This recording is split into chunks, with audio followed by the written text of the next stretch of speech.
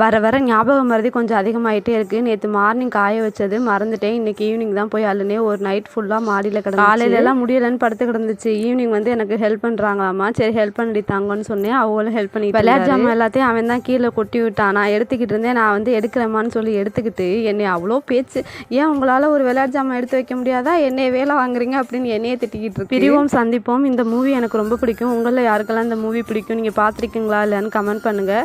இந்த மூவி ஓடவும் வெளியில் போகவே மனசே வரல. வீட்டுக்குள்ளேயே சுற்றி வேலையை பார்த்துக்கிட்டு படத்தை பார்த்துக்கிட்டே உட்காந்து விளம்பரம் போடையில் வீடு கூட்டுறது, டீ போடுறது, இந்த வேலையெல்லாம் பார்த்துக்கிட்டு இருந்தேன். அப்புறம் செடியில் கொஞ்சம் பூ இருந்துச்சு, அதையுமே எடுத்துகிட்டு வந்து டிவி பார்த்துக்கிட்டே கட்டிக்கிட்டு இருந்தேன். இதில் 5 பூ வச்சு கட்டியிருக்கேன். என்னென்ன பூன்னு உங்களுக்கு தெரிஞ்சிருந்தால் கமெண்ட் பண்ணுங்கள்.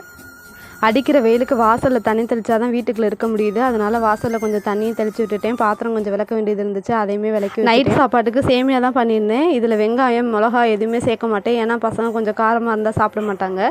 சும்மா எண்ணெய் ஊற்றிட்டு கொஞ்சம் கடுகு போட்டுட்டு அப்படியே தண்ணியை ஊற்றி நல்லா கொதிக்க விட்டுட்டு சேமியா போட்டு கிண்டி இறக்கிடுவேன். டேஸ்ட்டு சூப்பராக இருக்கும். கண்டிப்பாக ட்ரை பண்ணி பாருங்கள்.